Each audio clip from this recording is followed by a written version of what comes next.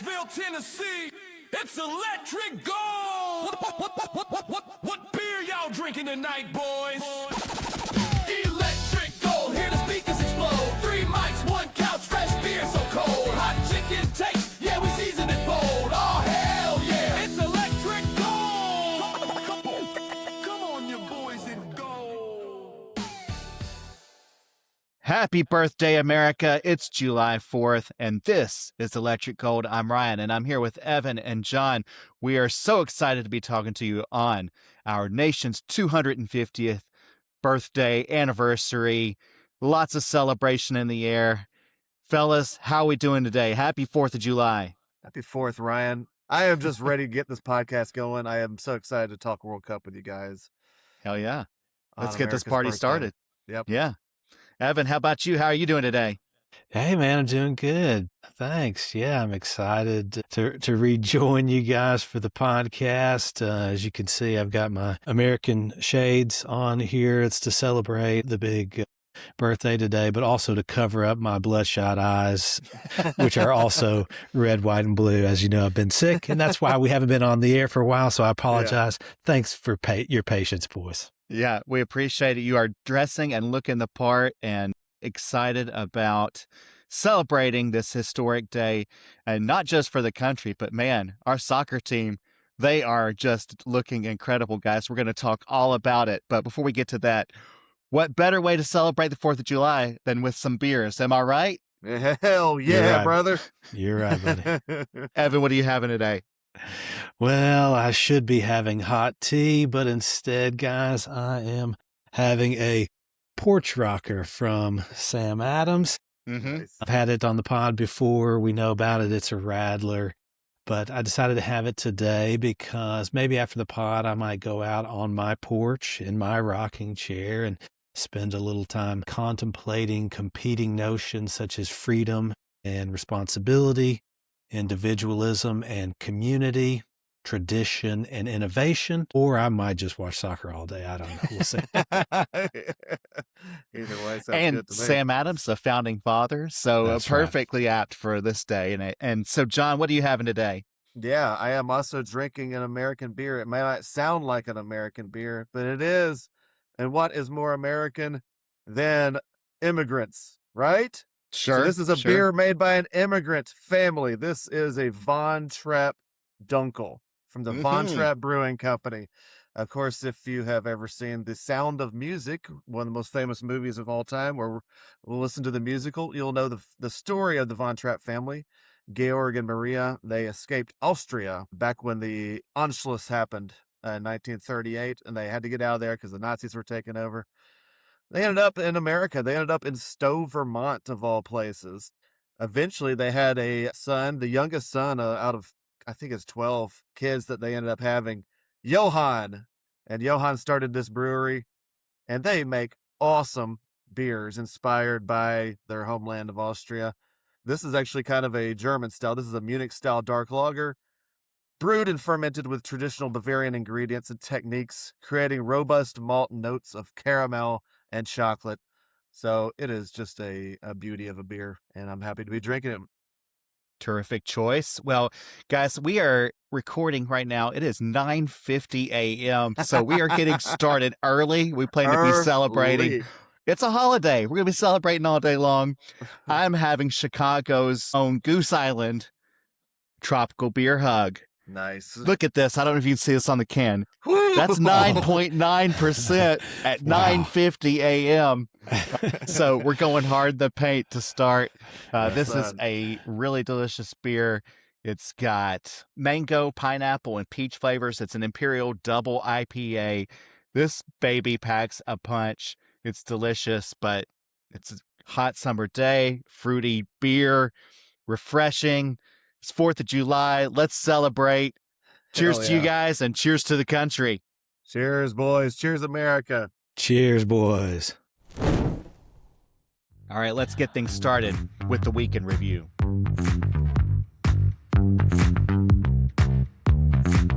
The USA entered their highly anticipated match with Bosnia and Herzegovina. I'm going to be glad that I don't have to pronounce that anymore. as the favorites following a strong showing in the group stage where they easily dispatched Paraguay and Australia before losing an inconsequential game to Turkey in the final seconds. The team also had plenty to be optimistic about as Christian Pulisic was fully recovered from his leg injury suffered in the first half of their first World Cup game, meaning the U.S. was able to enter the knockout stage at full strength. As for Bosnia and Herzegovina, the third-place team in Group B surprised in their second ever World Cup. Of course, they haven't been a country for that long, with an opening match draw with Canada before losing 4-1 to the Swiss in their second match and winning handily 3-1 against Qatar in their final group stage game. The veteran leader and captain is former Manchester United striker Edin Dzeko, the 40-year-old national legend who has 150 caps and 73 goals for the international squad over the course of his career. His goal against Qatar means that he has scored for the team in 20 straight years going back to 2007.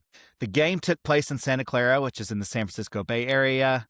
And unlike previous USA matches, the hometown boys did not secure an early lead, though they did dominate possession and dictate pace. Both goalkeepers managed some timely saves in the first half to keep the game scoreless. And it wasn't until the 45th minute when the USA finally struck pay dirt. Tim Ream captured a long ball clearance and initiated a break for the U.S. that resulted in Malik Tillman crossing the ball into the Bosnia box from the right side. The ball was deflected off the Bosnian defender, but Flo Balogun managed to maintain possession and with ultimate patience and control, changed direction at the top of the box and delivered a strong shot into the net, giving the U.S. a 1-0 lead entering halftime. Things were not looking so great for the home team in the 64th minute, when after VAR review, Balogun was issued a red card for a controversial call that I'm sure Evan and John will have comments on later. Down to 10 men, the rest of the game would require a tough and gritty performance from the Americans in order to preserve their lead. They got a big lift in the 82nd minute when Sergio Dest earned a free kick about 20 yards in front of the Bosnian goal.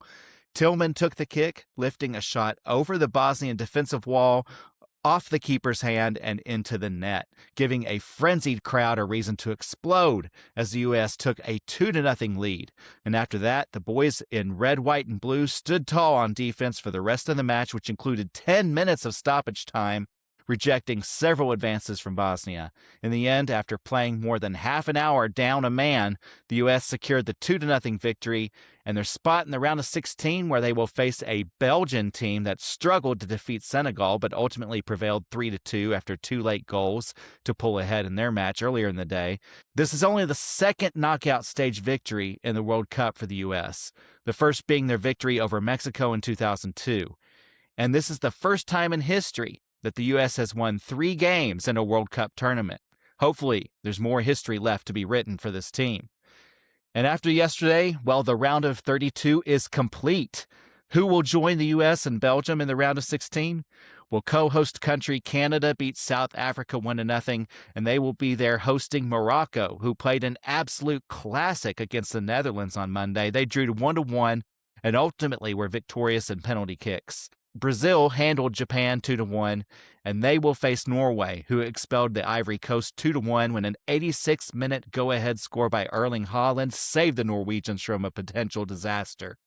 Another incredible game and surprise came when Paraguay fought Germany to a 1-1 draw, and then they won the game in penalty kicks, punching their ticket to the round of 16, where they're going to face another heavyweight, tournament favorites France, who easily dispatched Sweden 3-0 on Tuesday.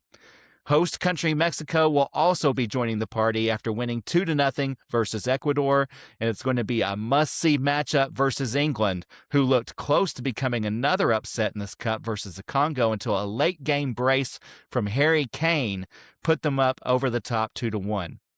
Spain looks strong in their 3-0 victory over Austria, and that sets up a highly anticipated matchup against their Iberian Peninsula rival, Portugal, who needed a stoppage-time goal from Goncalo Ramos to beat Croatia 2-1. The Swiss beat Algeria 2-0, meaning they will face off against Colombia, who went up early against Ghana and never looked back in their 1-0 win. Egypt delivered another surprise by beating Australia in penalty kicks after playing to a 1-1 draw. Their next opponent would be the winner of the match between Argentina and Cape Verde. And even with all the upsets and surprises in this tournament, perhaps no game was as incredible as this one. Defending Cup champs Argentina went up early with a goal from Lionel Messi, but Cape Verde answered in the second half with a goal of their own. And then in extended time, Argentina put on another score in the net, only to see Cape Verde answer again in the 102nd minute. With the game tied at 2, it took everything that the defending champs had to finally muster a winning goal in the 111th minute. Cape Verde is a tiny African island nation with less population than Memphis, Tennessee, but they managed to push the juggernaut Argentina and the greatest player of all time to the brink. The round of 32 was full of high drama and instant classics, and now with the field down to 16 teams and the competition getting even more fierce, there's no telling what to expect next.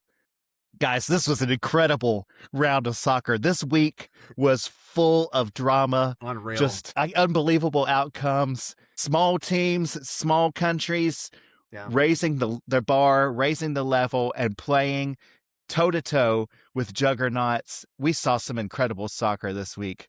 I want to hear your reactions. John, what did you think about all of this? Man, this has probably been the best week of soccer I've ever seen in my life. Really? Yeah, I mean, it's been nuts, like wall-to-wall excitement. Maybe one or two boring games, but my God, everything has been ridiculous. Seeing these underdogs is so inspiring. I've really got to talk about Cape Verde. Oh my God. Uh-huh. They may have technically lost the game, but they won over the world. I mean, everybody on earth except a few assholes was cheering for Cape Verde in that game, right? True. And yeah, like you said, a less population than Memphis, Tennessee. And these guys put it all on the line, and not only just with guts, but with quality. Yeah. That goal in the 103rd minute was Unbelievable. Possibly my favorite World Cup goal of all time, and I have watched them all. My God, I was jumping all over the place, and it's just a shame that they're technically out now, but man, everybody's going to remember them. And again, like all these games have been so incredible, so I only hope it just keeps on, man. I can't wait to see. In their very first World Cup, too. Yeah, It's just an amazing performance. They have nothing to be ashamed of. They can go home really proud of their effort and performance in this tournament. Evan, what were your reactions to this entire week? Yeah, I think John's right. I think this is probably the best week of soccer I've ever experienced. This World Cup, it's the gift that keeps on giving. We've had these great performances like Cape Verde last night. We've had big stars showing out. We've got an incredible golden boot race that just keeps heating up. We've had incredible goalkeeper battles and big saves all week long. It's just been amazing. I'm going to be so sad when this World Cup is over because it has been wonderful so far. And, you know, I have no reason to believe that it's not going to get just even more dramatic, even more exciting for the remainder of the tournament. And I'm a little bit disappointed. It could even maybe hand out an all hell no to the fact that now we're only down to 2 games of soccer a day. I know. Which is Right. just not enough. What are we going to do with the rest of our time? But I tell you what, guys, one of the real exciting things about this past week was the Americans' performance against Bosnia. Of course, they were expected to win this game, but the fashion in which they did was really interesting because Balogun, their best scorer, was sent off in the 64th minute with a very controversial red card. I'm sure, again, we're going to talk about that. But their resilience in the face of that was incredible. That was unlike what we see from most American teams of the past. And as we record this on 4th of July, and this World Cup is happening here in America and in the North America continent, but here on our 250th anniversary, I think we need to talk about the United States men's national team in the only reasonable way possible, and that's by spending several minutes discussing the American Revolution. Today, we're going like a guy on the History Channel in a leather jacket pointing at a painting of George Washington and saying, but what if the Delaware River was actually a metaphor for squad rotation? So let's go back. I like it. Before the United States was the United States, it was 13 colonies. 13 very different colonies, different economies, different religions, different priorities, different levels of enthusiasm for picking a fight with the most powerful empire on earth. And that's important because we tend to talk about the American Revolution now like everybody woke up one morning, put on a tricorn hat, shot a musket into the air, and said, let's start a country, baby. But that is not exactly how it went. The road to revolution was messy. There was the Stamp Act in 1765 where Britain said, hey, we're going to tax your printed materials now. And the colonists responded with the very mature political philosophy of, fuck you, you powdered wig assholes. And then came the Townsend Acts, and then the Boston Massacre in 1770 when tensions boiled over and British soldiers fired into a crowd. And then the Boston Tea Party in 1773 where a bunch of colonists dressed as Mohawk warriors dumped tea into Boston Harbor, which is one of those historical events that sounds heroic when you're 8 and increasingly insane the older you get. But that's how revolutions start. Not cleanly, not logically, they build. Grievance by grievance, moment by moment, argument by argument, and eventually everyone realizes they're no longer debating policy, they're debating identity. Who are we? What are we willing to become? American soccer has spent a long time having that same identity conversation. Are we a real soccer country? Are we a developing soccer country? Are we just a big athletic country that occasionally produces a goalkeeper who can see through time? Are we here to participate, or are we here to matter? For years, the answer was always somewhere in the middle. The U.S. had its moments, big moments like 2002, Dos Acero, Donovan against Algeria, Tim Howard against Belgium, basically becoming the Department of Homeland Security. But the bigger identity question kept hanging there. And in the revolution, the identity question finally turned into open conflict in 1775 at Lexington and Concord. That was the point of no return. The shot heard round the world.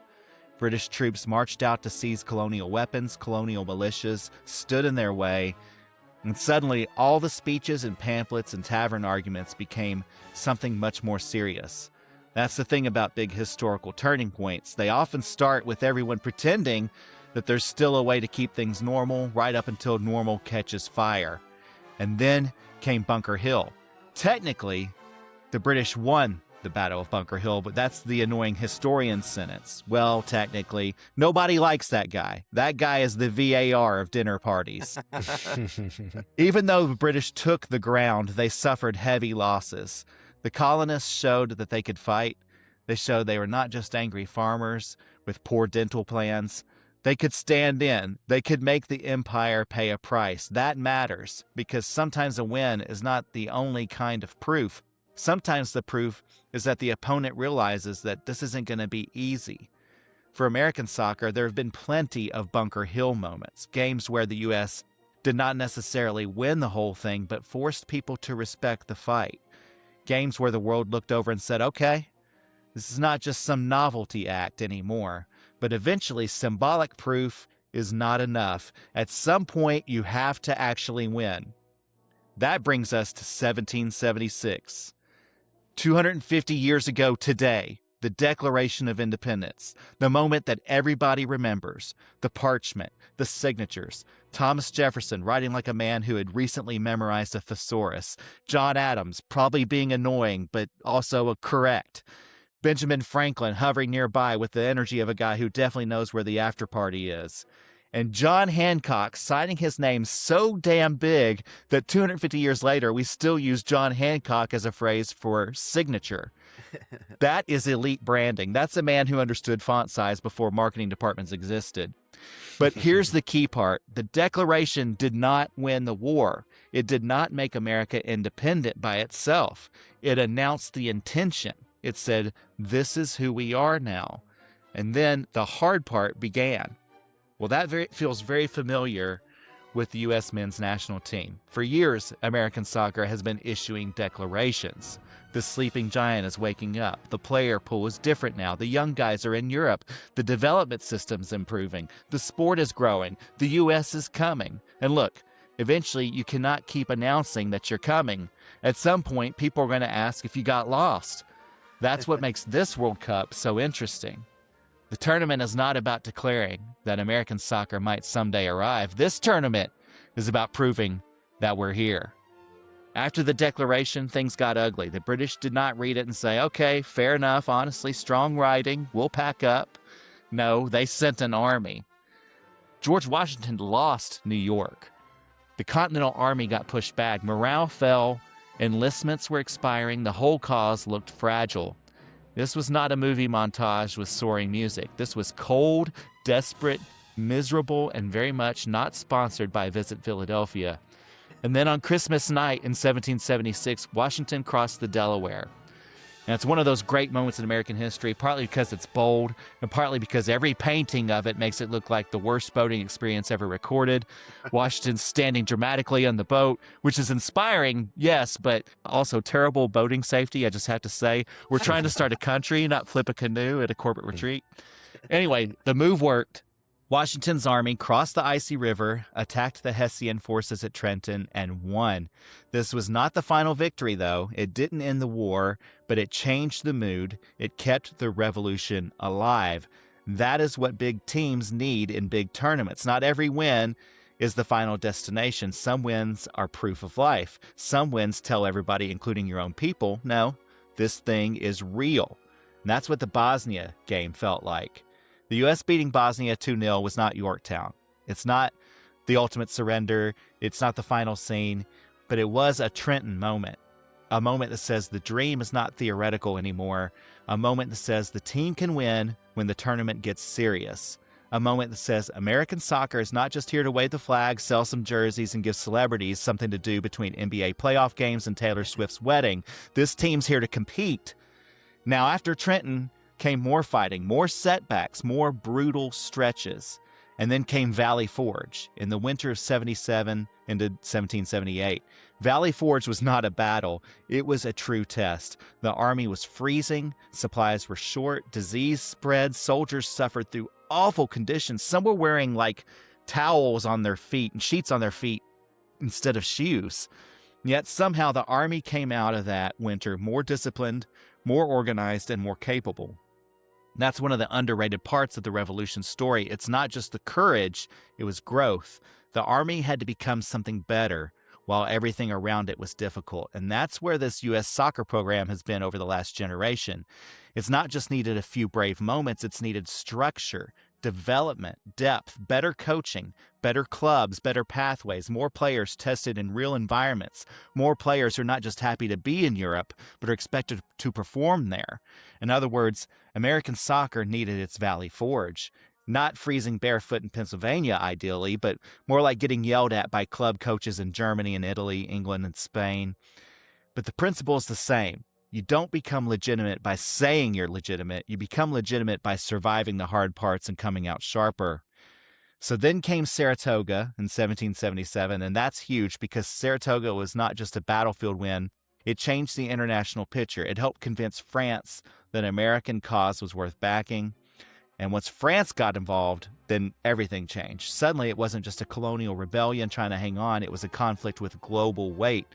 The Americans had shown enough to make a major power say, okay, maybe these guys can actually do this. Let's take them seriously. That's the kind of step the U.S. men are trying to take now. For American soccer, it's one thing to have fans believe. We always believe. We believe way too early. We believe after one good friendly and a training photo where someone's calves look really powerful. But it's another thing to make the rest of the world believe. This is what knockout wins do. That's what beating Bosnia did. It did not make the U.S. a World Cup favorite. Let's not start throwing tea into the harbor just yet. But it did make the conversation more serious. It made people look at this team and say, okay, it's not just a host nation story. It's not just a golden generation brochure. This is a team that can hurt you. So now comes Belgium, and that's where the revolution story starts to tighten, because eventually the Americans didn't just need declarations. They didn't just need Trenton. They didn't just need survival at Valley Forge. They needed a decisive breakthrough against a real power. That's Yorktown, 1781. Washington's army, with a major help from the French, trapped Cornwallis at Yorktown. The French Navy blocked escape by sea. The Americans and the French pressed by land. The British position collapsed. Cornwallis surrendered.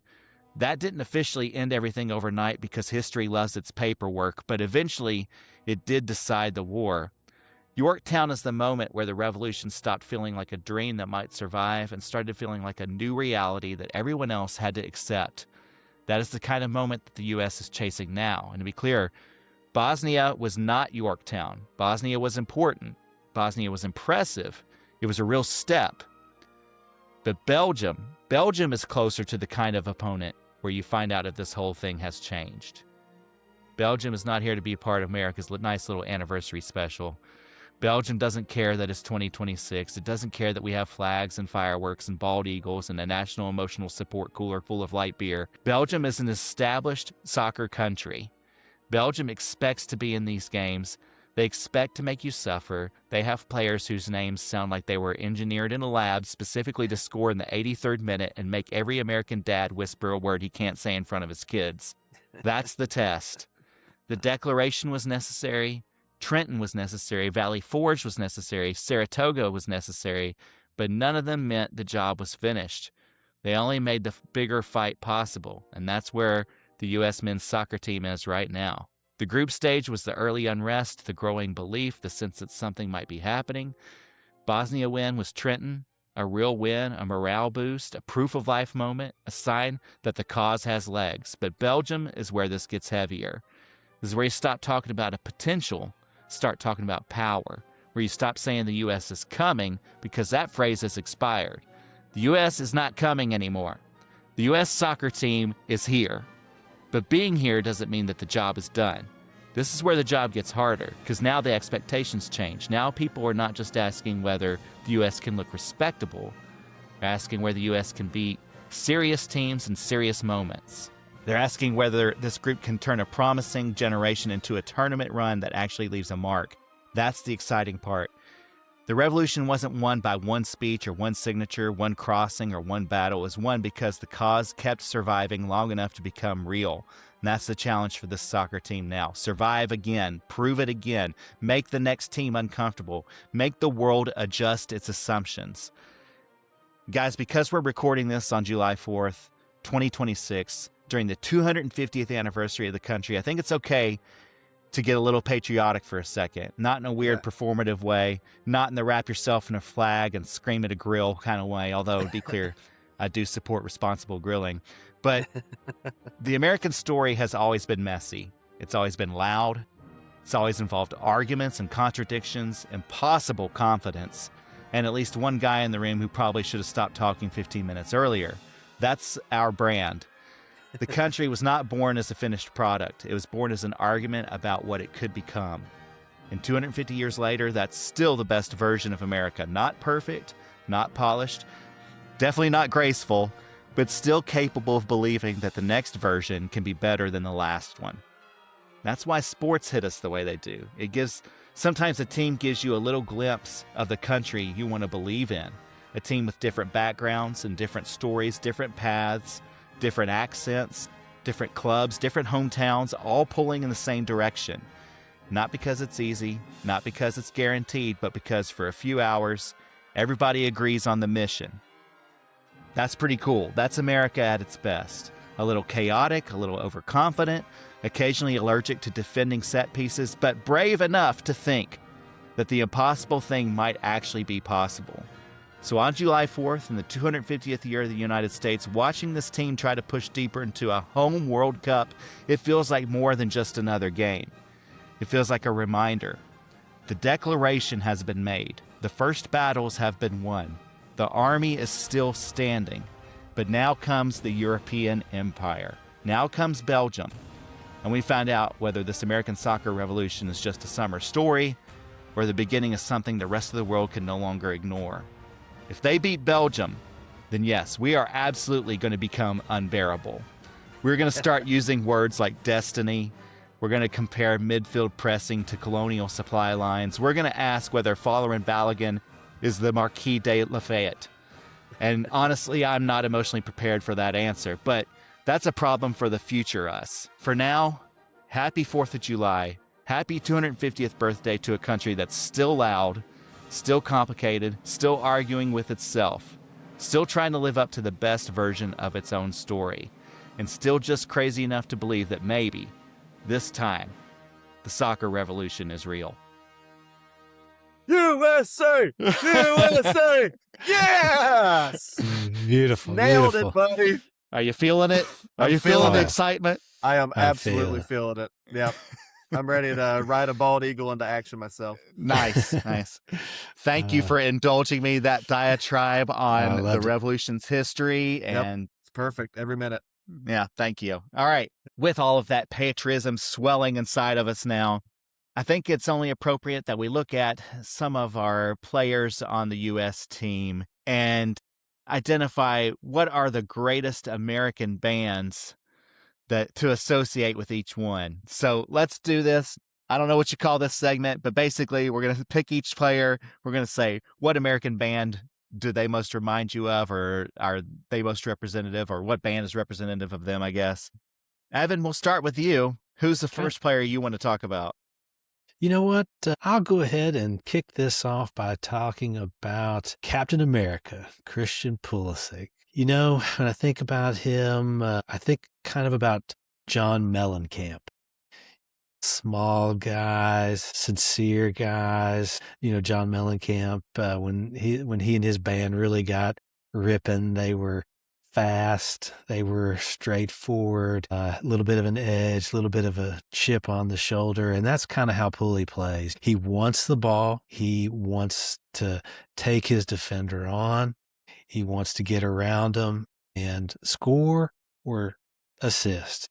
And I love that directness. I love that straightforwardness. If you're having trouble tracking me here, just think about that Mellencamp song, ROCK in the USA, the tribute to a lot of great earlier rhythm and blues bands in American history. And I mean, that song just rips, and I love it so much. And that vibe is kind of what I get when Pulisic gets the ball and takes on a defender. So there you go. There's my first entry into this new super cool category. Thanks.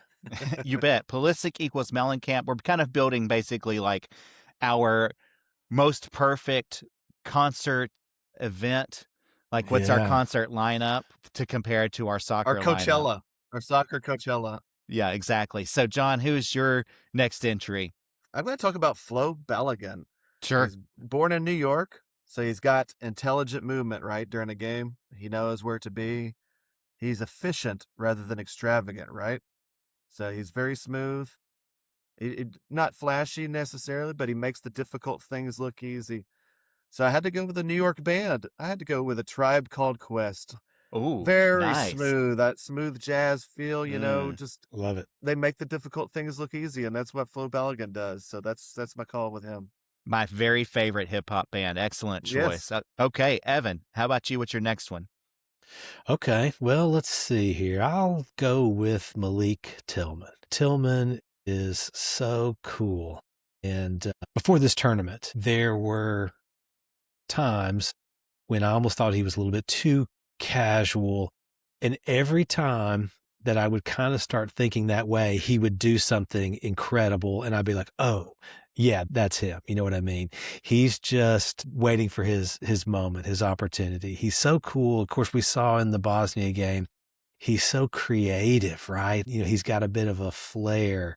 He improvises that back heel pass into the box. I think it was to Christian, but I can't remember for sure. Yeah. But anyway, kind of reminds me of the Grateful Dead. Now, you know, we've talked recently about my love for the Dead, and that's who the Dead were, right? At their best, they were cool, they were creative, they improvised. I'm kind of thinking, like, to help you see my point here, Shakedown Street. You know, Shakedown Street is a really cool, funky track. I love it. And I love watching Tillman play. I mean, I think he's getting better and better with each game of this tournament, becoming as critical to the team as any of the other guys. Terrific. I love that Yes. choice. The Dead are legends, American legends, and so they belong on this lineup. How about you, John? What's your next one? I'll talk about Weston McKennie. Mm-hmm. I love this guy. He does not take himself too seriously. He's constantly clowning around, you know. He's kind of a goofball, but he has endless energy, right? Everywhere you look, there is Weston McKennie. I swear there were 4 clones of him in that Yeah. game against Yeah. Bosnia. So he's got this endless energy, and he combines his silliness with elite performance, right? He's got the talent to back up his silliness. kind of like the Beastie Boys, Oh, Oh, right? great one. yeah. The Great one. clown princes of hip hop. They don't take themselves so seriously, but they come through with the jams every time. So yeah, Weston McKennie going with the Beastie Boys on him. They can also show a toughness side Yeah, to them, which McKinney absolutely had in that game. absolutely. Yep. Yeah, great one. Evan, what's your Love final it. choice? All right. Finally, I guess I will go with Chris Richards, our star center back. Mhm. He's kind of a boss back there. He can do anything. He's obviously dominant in defense, but he also is a real threat to score, particularly on set pieces. So I'm going to compare him with none other than Bruce Springsteen and the Oh, E yes. Street Band, such a legendary American musical act for maybe tied to a specific song. How about Born to Run? Because Chris Richards just seems to be everywhere in front of goal, both defensively, but also in front of the opponent's goal, again, on those set pieces and things. He is the leader of the defense. I know Tim Ream is our captain and also a great player, but my God, this defense wouldn't be anywhere near the same without Chris Richards, and the American musical landscape wouldn't be the same without the boss. So anyway, Amen. there you go. There's my third entry. He had to be in this list. Absolutely. And John, who's your final pick for this lineup? Well, Evan mentioned him. I want to talk about Tim Ream himself. Okay. And hands up, I absolutely got Tim Ream wrong. Like, I was not respecting him enough. I did not put enough respect on his name. This guy is playing one hell of a World Cup. And so Tim Ream, you talk about him, he's been just quietly excellent for a long time. So quietly that some people, some idiots like John, don't even necessarily understand how great he is because he's never the loudest in the room, right? And he earns this respect through consistency instead of hype. And he's a veteran presence that everybody trusts. So I'm going to compare him to REM.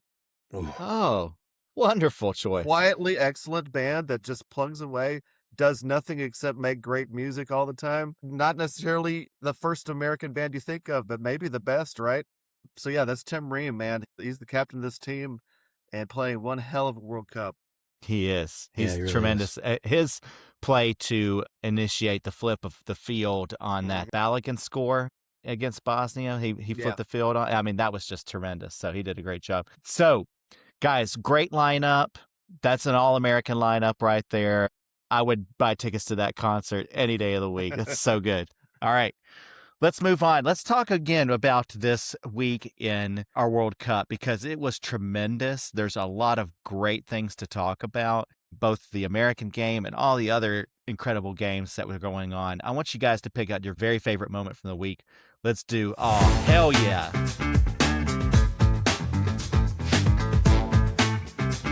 All right, John, you can go first with your all hell yeah moment for today. I want to get the chance to talk about Malik Tillman too. Evan had got his chance to talk about him. I love Malik Tillman, man. He is some kind of story. He is born in Germany, had an American dad that he wasn't necessarily close to. But man, he is coming through big time for America right now. I had noticed even back in the friendlies, the pre-World Cup friendlies, he has really taken this German pressing game to heart. He plays over in Germany with Leverkusen now, and he is constantly triggering that press from the start, from the front line. He doesn't let the other team's defenders settle, and he's like that all game long. I really, really like watching Malik Tillman. And then he comes through with a class. Obviously, that free kick was a thing of beauty, man. That is awesome. After the game, they were interviewing him. It turns out he had a bloody sock on his foot that he took the free kick with. I guess he had hurt himself at some point, just shook it off. Kind of like Wow. Kurt Schilling, right? A Kurt Yeah, Schilling moment That's for what I the was thinking of. Yeah. for the World Cup. So, oh hell yeah, Malik Tillman, man. I wasn't fully familiar with this game before the last month or two, but man, I am now. I am on the Malik Tillman train. Yeah, he has been a star for us, and especially with the lineup that's had to shift and change as, Pulisic's been out. Now we're going to be missing Balogun in the next game. Tillman is stepping up and helping to really bolster that offense and also be a good defensive presence as well. All right, Evan, shifting to you, what's your hell yeah for the week? Yeah, I'm going to go ahead and give mine to Flo. He scores that goal, but just the way he is rising to the occasion, right? You hear that so much about star players in whatever sport, but the difference between guys with tons of talent and guys who actually rise to the occasion and make a huge difference when it really matters. And that is Flo. He's scoring goals. He's making a lot of great contributions to the offense overall. But then on top of that, how he handled what I think is the terrible injustice and disappointment of that red card with such maturity and character. When the ref threw that red card in his face, he obviously was stunned, but I don't know what, 50, 75%, maybe 90% of other players in the world would have gone ballistic, up in the ref's face, whatever, just going nuts, right? But he just took it. He was just like, all right, this is what I got to handle. And then, of course, I think you guys may have seen this, but afterwards, I don't know if it was later that night or the next day, but he was interviewed and that came up. How did you handle that with such character? And he said, I know that we have a lot of particularly young people looking at us right now during the World Cup, and he wanted to be an example to them. Wow. So Yeah. for him, How many stars think that way, you know? Yeah.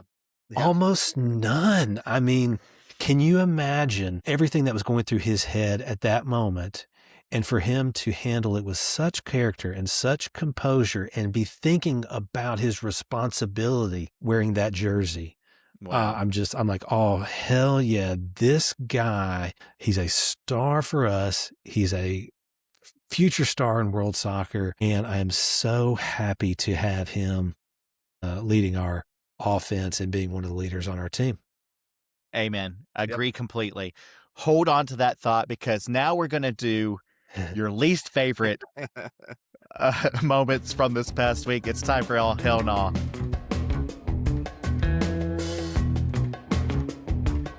Guys, usually I give you the option to come up with your own. There is only one response this week. Yes. And Yeah. so I'm not going to even allow you to pick anything else.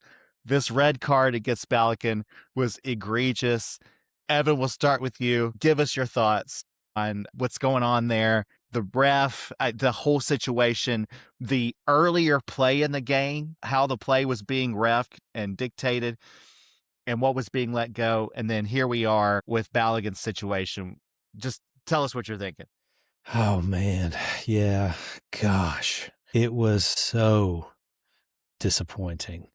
The ref was letting a lot go. And look, Balogun, he's no chump. He is strong. He is fierce. He's not afraid of a challenge. We've seen this, particularly the manhandling he got in the Australia match. But no matter which way you look at it, there was no intent. Right. A red card, there has to be some element of intent factored in. And the fact that this was a play on the ball, the referee had to have been looking straight at it when it happened. When it did happen, he didn't even give a yellow card. So for then VAR to get involved and it to lead to a red card, no chance of appeal, we miss Flo for the next match. It's just like, oh, hell no. How can this have happened in this beautiful game, this wonderful tournament? How could such an injustice happen? I don't know. Maybe John can shed a little bit more light on it. I would love to. Man alive. You guys know how much I love VAR, right? Who doesn't? I've been a big banging that drum for a minute that I love VAR. It's brought so much good to the game. Seriously. Fuck VAR. Yeah. Man, oh hell no. VAR is ruining the game. Yeah. And I'll tell you why. The biggest problem that I have with it, you mentioned Klaus, the referee, didn't give a yellow card at first. VAR, the intent behind it was to find the things that a referee misses, right? So there are good uses for it. Like, think if a guy from Argentina fists the ball into the goal. That's a thing VAR should say, okay, he used his hand. hand of God wouldn't have happened with VAR. Zinedine Zidane headbutts a guy in the World Cup final. That's the kind of thing VAR should be checking. VAR, because they're there, they feel like they have to insert themselves into games. And they start looking at plays in slow motion, and every fucking play on a soccer field, if you slow it down, looks like a foul. Everything. It's a contact sport. Right. Oh my God. If you slow it down and you're not looking at it in real time, it's always going to look like a foul. It's always going to look like you're a violent person because you are. Playing soccer is an act of violence, right? Oh my God, how do they not get this? But here's the problem. It's not just in this game, right? VAR is fucking up everything. Croatia got screwed even more than we did, right? Croatia in that game against Portugal. The end of that game came down to whether the ball touched a hair off a Croatian head before it hit a Portuguese defender, right? So all of a sudden, there appears on the screen this microchip that supposedly is implanted in the ball that I've watched 100 fucking games in the last month and didn't know until just this moment at exactly the right time when it looks like dear old Cristiano Ronaldo might have to end his career, right? Because the game is about to go into overtime. All of a sudden, this comes out. And this whole thing with the sound thing is 10 types of bullshit. Because if you're wanting to prove that this sound thing has been there all along and is working correctly, you could have shown like a series of like 5 or 6 kicks and shown the bump on each touch, right? That would have been proof. I would buy that. But they only showed the hair of the Croatian guy's head, and then the ball immediately hits a Portuguese guy. Somehow there's no bump on the sound thing that's shown. I don't trust any of it. I think VR is just a way to conveniently rig the results that you want. Because you can always slow it down. You can always find an excuse to call a foul. You can always find an excuse to not call a foul. It's just suspect as hell, man. Hell no, VAR. Get out of the game. This World Cup is so amazing, and you're throwing it all into doubt. Because right now in my head, I don't trust anything involving Portugal or Argentina. Right. I don't trust a thing. I don't trust any call that's going to happen in these games. And maybe they're not rigging them, but they're throwing the doubt in there, right? Yeah. There's definitely bias there, I think. Yeah. And Messi committed a very similar action in a game earlier in the tournament with, I don't think there was even a foul called on it, and they didn't review that. Right. It's like, it's Messi, give him the benefit of the doubt. A lesser known player, we're going to review this and scrutinize it. I do think the ref on the field, his hands were tied a little bit because the review is only for red card. There is no review for yellow cards. Yeah. And so it's basically the ref has to say a red card occurred or nothing occurred. And something occurred. It was cleats on the guy's calf or, on the back of his leg or whatever. That's probably worthy of a foul. Maybe you could even justify a yellow. But of course, there was no intention there. That if I was the ref on the field, I would have given the player the benefit of the doubt and let this go. But because his hands were tied, I don't think he even called a foul. And probably in retrospect feels like there should be something here. There should be a free kick. Had no other option but to go red card on this, which of course is got ramifications down the road. So it's just unfortunate. But man, what a crappy rule and situation. And you're right, VAR slowing this down to frame by frame. Yeah. That's no way to review these calls. You have to look at not the way the full sport speed. is played. Yeah. That's right. All right, guys. Well, this World Cup, of course, this week offered plenty of fantastic moments, but this is not the only World Cup with fantastic moments. And we've been doing this the past couple of episodes, looking back at World Cup history at some of the greatest moments on this day in World Cup history. I'm very excited to do the July 4th edition of this day in World Cup history. So, John, we will start with you for this. What is your pick for greatest July 4th in World Cup history? July 4th, 1998, the World Cup in France. This day it featured 2 quarterfinal matches that were both amazing games. First, the Netherlands took on Argentina. This game was a tight game, back and forth. Played in the Marseille sun. They both scored in the first half. Like, I think it was 1-1 by the 17th minute. It stayed that way all the way until the 90th minute. And then one of the most ridiculous goals you'll ever see. Yeah. Frank de Boer gets the ball probably about 80 yards from goal, sends just a long pass up to Dennis Bergkamp, Arsenal legend, scorer of many of the prettiest goals in football history. None were prettier than this one on July 4th, 1998. He takes the ball out of the sky with one touch, casually shifts it around the Argentine defender, and then wraps the ball with the outside of his right foot around the keeper and into the far corner. Wow. Do yourself Magic. a favor. If you don't know what I'm talking about, go watch it on YouTube right now. You'll watch it 10 times. It is crazy. And that wasn't the only action that day. Later on, there was another quarterfinal, which featured Germany, the powerhouse of the 1990s, taking on Croatia. Croatia was a young upstart nation playing in their first World Cup, and no one exactly knew what to expect from them. They had a lot of talented players that had played with Yugoslavia before the Yugoslavian breakup, but this was another thing, Croatia. Everybody pretty much expected Germany to handle them in the quarterfinals, right? Croatia stomped Germany that day 3-0. Goals from Jarni Vlahovic and their all-time legend, Davor Šuker. Well, at least until Luka Modric came along. But yeah, Croatia, man, they all arrived fully formed in the World Cup stage, right? And ever since they've been a power at World Cups.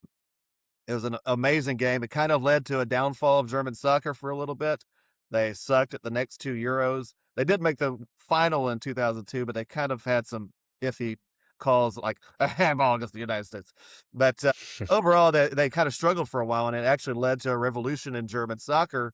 Eventually, by 2006, they kind of changed the way that they played the game entirely to kind of keep up with modern times. So it was a very monumental game. Croatia arrived. Germany declined. A great day in World Cup history. Yeah, that was an incredible quarterfinals.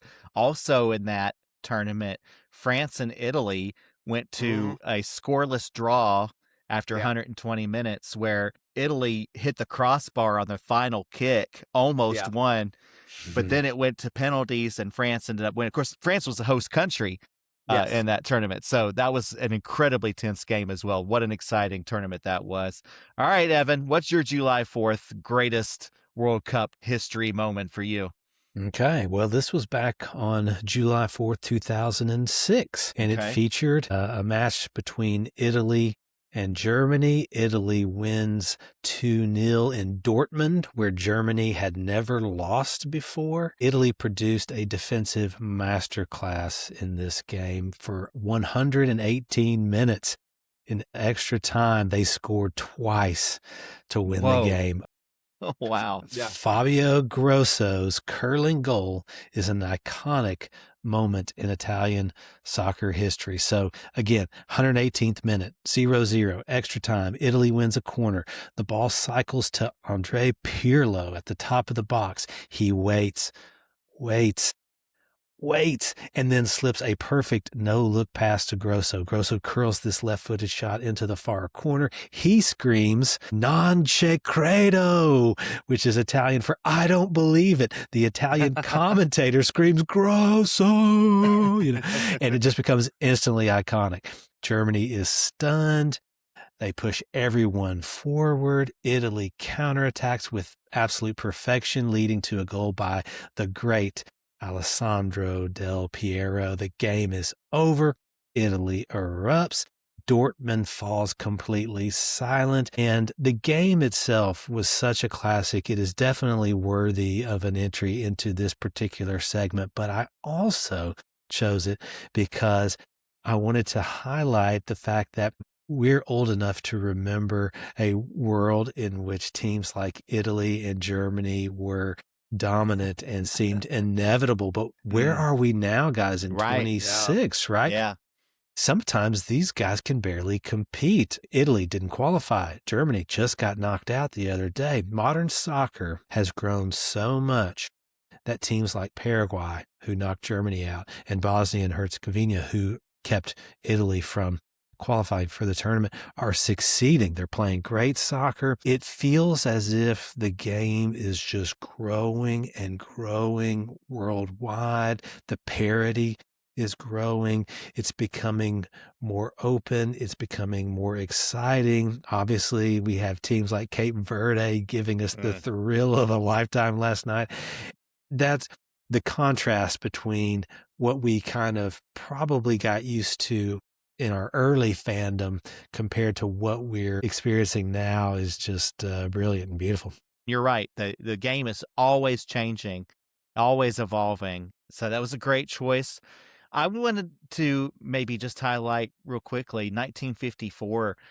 That was the year that the final fell on July 4th. It was between West Germany and Hungary. It's actually the first time that West Germany competed in the World Cup because, of course, they had only recently become a country and they weren't admitted to FIFA until like late 1950, so they didn't make it into that tournament. They were both in the same group together at the group stage, and Hungary beat the hell out of them 8-3 after they beat South Korea 9-0. Hungary was just a juggernaut in that tournament, and they came into the final as the favorite. But this game was remembered as the miracle of Bern because West Germany ended up with a 3-2 victory over Hungary to secure the victory. It's a big day of national pride, considering all that they had just went through not 10 years before. So there was just a lot of underlying political and national pride feelings going on with this game. So that was a pretty incredible game as well. And of course, to beat the underdog and come through and win was pretty amazing. So anyway, some great July 4th events in World Cup history. Definitely worth going back and reviewing. And if there's YouTube clips to watch, definitely do that. But it's time for us to move on, guys, because we've got hot takes to distribute. It's time to get spicy. Let's do it. These are the Nashville Hot Chicken Takes. My hot chicken take is that these owners got skills to shake. Entertain the crowd and get on the field. 'Cause why the fuck not? Evan, we're going to start with you this time. What's your hot take for us? Yeah, I'll let me throw this out there, boys. Let you chew on this for a minute. What if the red card for Balogun was the best thing that could happen to this team? Whoa.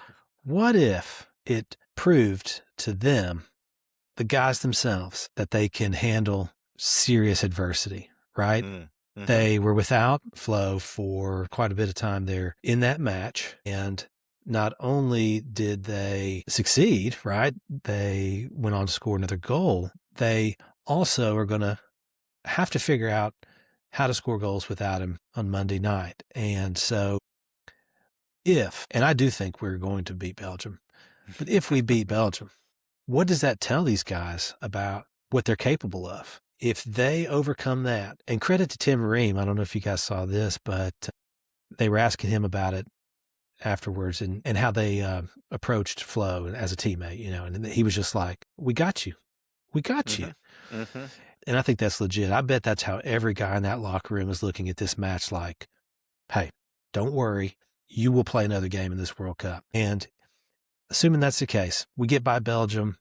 Like you said earlier, Ryan, I think the belief in this team, within the team and within the country, is going to be off the charts. And I'm so excited to see that play out. Give them supreme confidence. I already feel that confidence kind of brewing. I mean, I feel like going into this game, I'm going to mention it later, but the U.S. actually, the betting odds are in the U.S.'s favor already. wow. They're the favorites. They're a slight favorite in the game. So, all right, John, what's your hot take this week? Guys, on the 250th birthday of America, I want to ask you, what is the national sport of America? Obviously, baseball traditionally. That's a sport we invented. It's a beautiful game. And obviously, football is the most popular sport here in America. College football Saturdays, NFL Sundays are huge. Basketball's got its fans. Soccer now has big fans too, right? I would Indeed. say that the national sport of America is competition itself. Ooh. More than anything else, America wants to see a team compete and fight like hell. And they're seeing it in this team, right? Yes. We are Yes. rarely underdogs. A lot of the sports, we're the only country that plays them, right? We Yeah. never get to be underdogs hardly in the Olympics most of the time because, there's always good American athletes in most of the sports. The Obviously, ones that we care about anyway. Yeah, Right. basketball, come on. We've got dream teams occasionally. We've got 12 guys on the bench that would be the best players on the other European countries sometimes. So it's very special when we get an underdog team, right? This team is reminding me of the 1980 Miracle on Ice team, right? Wow. It really is, man. The entire country is getting behind this. I'm having people texting me that I know for a fact have never watched a soccer game in their life. And they are on board every second of it, man. It is this team doing it. Fox has this commercial that they keep showing every time with Michael Ruzioni, the guy who scored the winning goal from the 1980 Miracle on Ice. I cry every time because literally my entire life, I have had this vision of America winning the World Cup and what it would be like. We might see it, guys. We might see it in our lifetime right this month on the 250th birthday of America. I feel it, man. This is a Miracle on Ice team. This is a miracle on grass happening before our eyes. Oh, Wow. my God. Jump on the train, America. It's beautiful. Oh, I love it. I'm getting chills. The hair on my arm is standing up.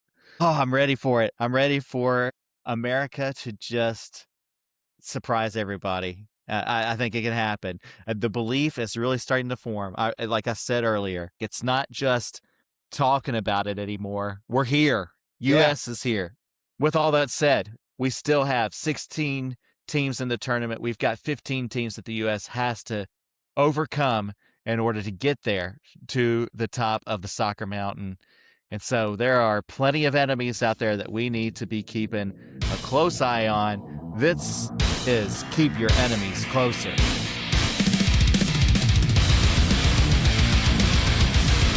All right, John. Yeah. Who's the enemy that you want to keep a close eye on? Well, I want to keep a close eye on the team. All right, fingers crossed. If we beat Belgium Monday night, there's a good chance our next game will be against Spain. And Spain are who I want to talk about. Spain looked really, really, really good against Austria the other day. Yeah. To me, they and France are cut above. Argentina's the defending champion. We saw their flaws last night. Obviously, you can't rule out anything with Leo Messi. But, Spain play Portugal next. I think Spain are going to handle that unless there's some serious FIFA shenanigans happening. Because Spain, what's really impressive about Spain is all over the pitch, they have individuals that can beat you in a number of different ways. Obviously, Lamine Yamal is getting the most attention, and rightly so. He is a thrill-a-second soccer player, a once-in-a-generation soccer player.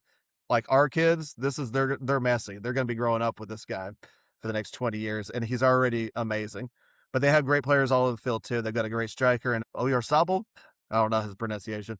Anyway, they're really good. Baena is good. Ferran Torres, man, I can't even remember all the players. But what's most impressive about Spain is that when they score a goal, the game is pretty much over because you can't get the ball back from them. They defend by owning the ball. And they just don't let you have it again because they can pass. They can just pass, and they'll kill you by 1,000 passes. And eventually the ball goes out of bounds or something. They press then, and they get the ball right back. It is exhausting. It's got to be exhausting for opposing teams to try to play against this. Austria looked dead on the field against them because they had run probably 10 miles apiece trying to get the ball back and just didn't come close to it. And Spain's third goal in that game is an absolute beauty. The passing from back to front just set up everything. And it looked by the end of it, it was just a simple tap in for Oyarzabal because basically the passing had eliminated all of Austria's team. They basically they just died in the sun and gave up because they had no way to struggle against it. So Spain and France, man, the two of them cut above to me in this World Cup. Hopefully we get to play them. Or maybe, hopefully, Portugal does knock them out because they might be easier wouldn't for us to that be beat. a header? And then U.S. gets to beat Ronaldo, which would Yeah, be that'd be really pretty cool juicy. too. Oh, man. All Yep. right, Evan, who's the enemy that you want to keep closer? Yeah, well, it seems only fitting on this special day in our nation's history for me to look at England, since it was 250 years ago. Today we declared independence from them. Of course, this week we saw, oh my gosh, one of my very, very favorite players of all time. No kidding, not just currently, all time, Harry Kane. I love the way he plays the game. We saw him bail England out against DR Congo. He scored twice late in the game to give England the 2-1 victory. It was a big day for sub Anthony Gordon, who got both assists. Guys, the only other time England came back to win a knockout game was the 1966 final against West Germany, where they won 4-2. So this is a legit team this time around. Of course, we know that it sets up a date with Mexico at Azteca on Monday, and that is going to be exponentially more difficult. Mexico have never lost a World Cup game at Azteca. Harry Kane is the obvious standout performer for England, but they're still getting great performances from Jude Bellingham. He's scoring and making other big plays. Declan Rice, with his tireless running and pinpoint accuracy, and delivering the ball into the box. Even this new up-and-comer, who I have just heard about for the first time here in the last couple of weeks ago, which is Elliot Anderson, the other midfielder paired with Bellingham, who's providing some great pivot work in the midfield to help relieve pressure and get England back on a counter. I think he just signed a big new contract with Man City, didn't he, a couple of days ago? So anyway, there's talent all over the pitch for England. They are legit this time around. I don't know how they're going to fare against Mexico at Azteca, though. That is going to be one hell of a match. I cannot wait. Guys, Monday is going to be incredible. Yeah, I mean, if England wants any tips on how to win in Azteca, especially when odds are stacked against you, there's only one team you should consult, and that's Nashville SC. Am I right? That's right. You're right, buddy. So let me just ask here, do we cheer for Mexico in this game? I mean, they're typically our rivals, but I mean, who do we root for? You want the host team to win. Am I right? I kind of want CONCACAF 3 in the Final Four, man. I think that'd be awesome, actually. It would be. It would be. So, yeah. I'm for, and always, fuck England forever. We're not part of you anymore, so y'all suck. In the spirit of the 250th birthday, I think that makes sense. All right, guys. Well, now that we're talking about enemies, let's look at our next enemy, which is Belgium. This is the weekend preview.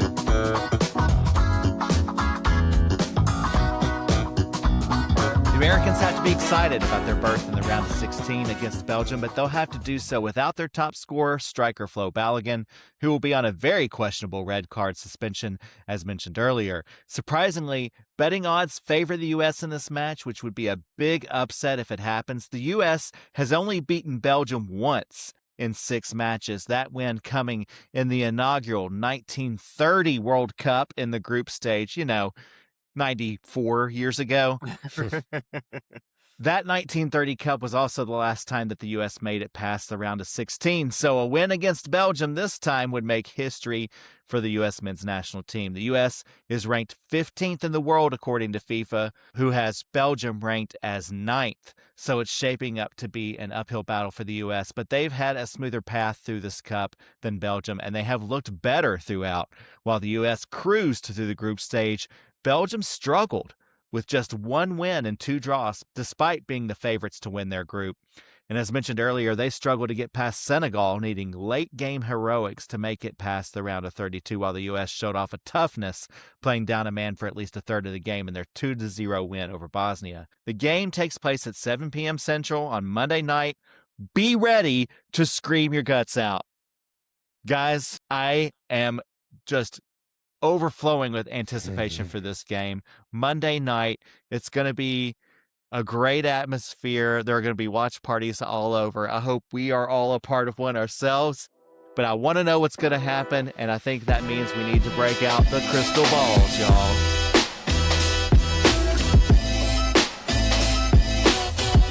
Okay, Evan, gaze into your ball and let us know, what do you think's going to happen?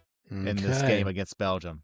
All right. Well, let me get it out, polish it off, gaze deeply into it. Boys, it's a little bit cloudy. So is my brain. Maybe it's just my brain. Remind me, where is this match taking place? Seattle. Back in Seattle. Okay. Well, all right. Should have known that, right? So Seattle has become the new home of the U.S. men's national team this tournament.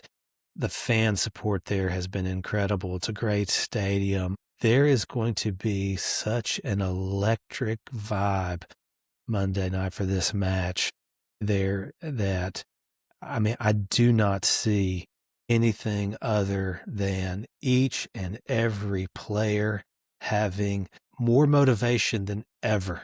They're going to have their personal motivation to perform well. They're going to be playing well for their teammates, for their coach, who they now fully trusted. Guys, they're going to be extra motivated for flow. The fan support, the 12th man, it is going to be insane there. I'm telling you, but it's also going to be a tough match. Belgium are no joke. Seems like they're kind of finally maybe coming into their own in this particular tournament. But regardless, guys, we are going to get goals in regular time from Serginho Dest and in extra time from Weston McKennie to win this match outright 2-1 and move on in the tournament. It's going to be one of, if not to date, the biggest day in U.S. men's national team history. It would have to be if they win. I think it's going to be incredible. I'm looking forward to that. I think you're right. I think we're headed for a win here. John, does your crystal ball say the same thing? Well, Evan's crystal ball picked Heart Attack City, a game going to overtime. Oh, my God. No kidding. No kidding. John might not be around at the end of the game if that happens, but my crystal ball picks an easier path. I don't think Belgium are that good. Ooh. Number 9 in the world. Bullshit. I've watched all their games. They're not that good. I mean, obviously they have great individual players. Lukaku and De Bruyne are a shadow of their former selves. They're getting on up there. They do have a great keeper in Thibaut Courtois, and they've got some great midfield. Yuri Tielemans from Aston Villa is a really, really top-class player for me.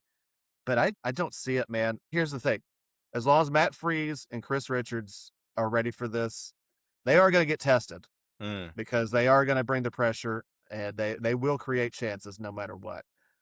But honestly, we should be playing Senegal right now if Senegal's keeper was any good at all. Senegal's keeper was a bit of a clown and came out and gave up the tying goal in the 89th minute or something. Don't mess up Matt Freese. And my crystal ball says 2-0 the United States of America. Take me home, country roads. Get to the place. Pochettino's going to be singing it. We're all going to be singing it all over America Monday night. It's going to be beautiful. Play the song. Play the song. Man, I'm so excited. It's going to be a fun one. And everybody better be ready because it's going to be an incredible matchup. All right, guys. Well, I'm really glad that I picked a tall boy to drink in this podcast because we've gone extra long. But it's lasted me through the whole thing. But it's time to wrap up now. Before we go, John, we've got diehard NSC fans who are listening to this podcast, but we may have some new people listening because of the World Cup. How do people reach out and talk to us, share their thoughts, share their opinions, engage with us? Because engagement's such an important metric on YouTube and social media. We've got to make sure that we check all those boxes. How do people reach out to us and contact us?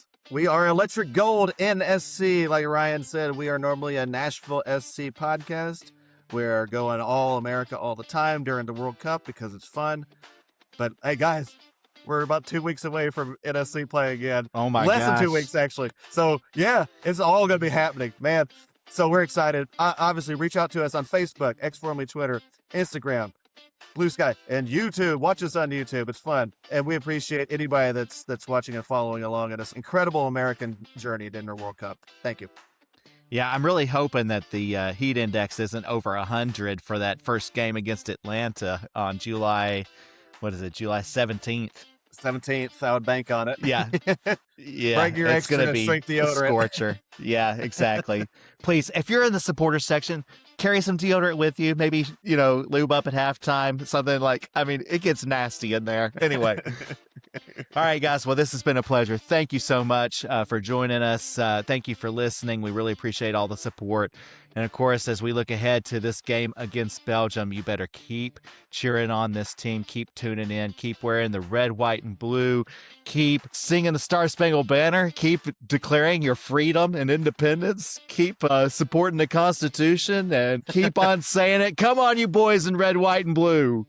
Come on, you boys in red, white, and blue. Come on, you boys in red, white, and blue. Woo! Yeah, it's the 4th of July, baby! Fireworks in the sky, flags on the lawn, and Belgium in the bracket looking nervous. Somebody hide the waffles. The boys are coming.